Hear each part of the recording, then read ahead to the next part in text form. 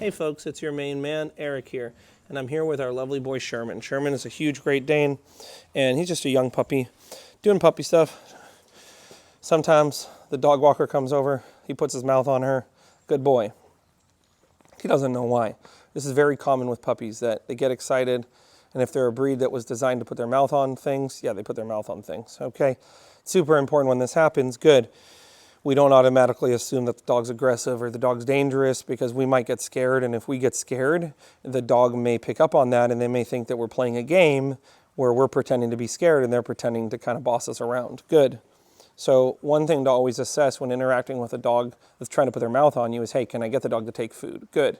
If I can get the dog to take food, a lot of dogs will simply just start focusing on getting food from me, good, and they'll naturally stop putting their mouth on me. But if I start wrestling the dog, pushing back, getting really excited, I just become like a giant tug toy to the dog, especially when he's this big. And he's like, oh, you're exciting. This is fun. You're moving around. Good. So I stay really calm with my food and I give him it. Okay. The exception for that is to give him a little bit of an outlet for his excitement as I practice pulling the food away from him and he gets to chase it. Yes.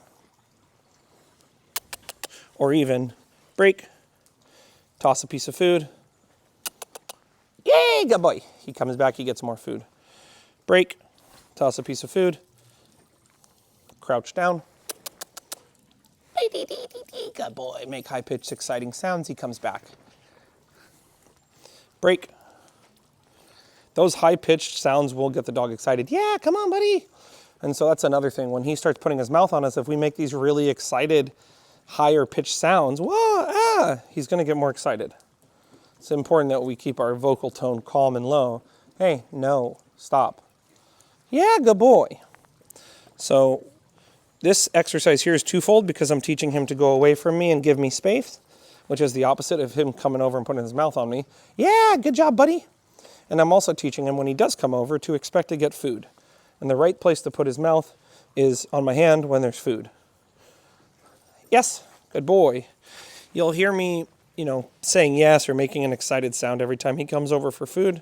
That's really important. Okay? Come on, buddy. Come on, come on, come on. Yes.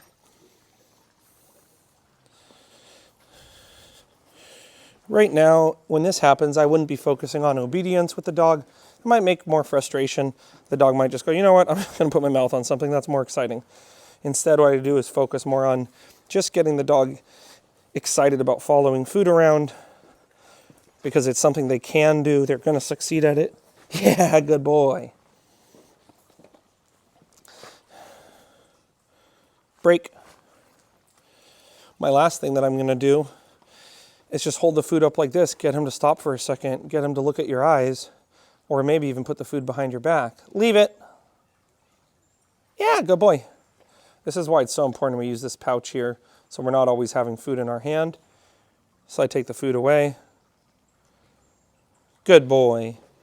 He doesn't jump, he doesn't push, he doesn't pester. I just say, good boy. Good. He makes eye contact, good boy. The more you can get him looking up at your eyes, kind of asking you, hey, what do you want me to do, the better.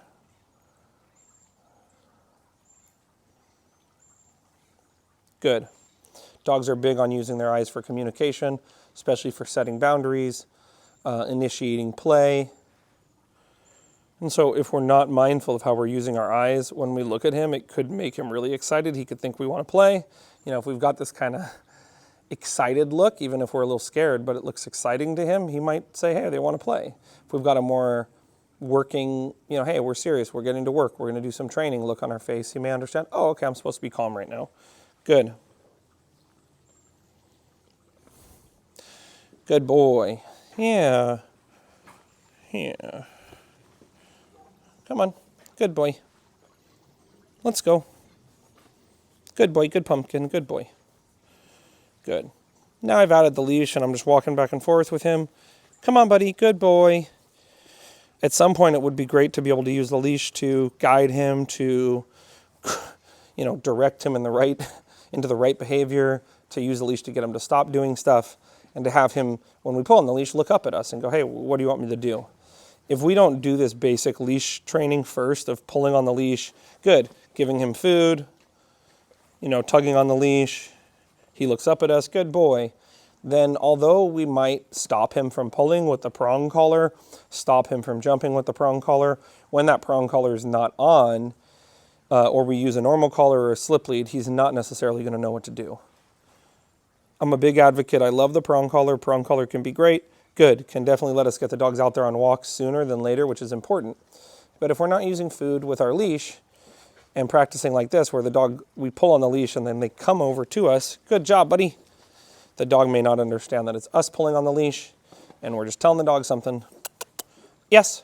And when they tug on the leash and we tug back, you know, that's a sign they should stop. But if he's biting on our arm and we put a leash on him, we start tugging, he may not even know to look up at our face or that, hey, we're going to give him food. Good boy. Good job, buddy. Good. So it's a practice of pulling him towards me. Yeah, good boy. Good. So these are just a few basic exercises you could do with this dog to help him not be putting his mouth on you. One thing is, toss the food away from you. Have him come back excited and have food in your hand. Hey, come on, buddy. The other option is have food in your hand like this. Pull on the leash.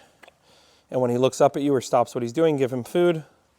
Another option is walk around with him on the leash. Pull like this. Have food in your hand. Good boy. Good boy. Good boy. Yes. And the final option is just don't even have food in your hand. Good. And when he waits patiently, say good, give him food. Or if you put your hands behind your back, good. Makes eye contact, good, give him food.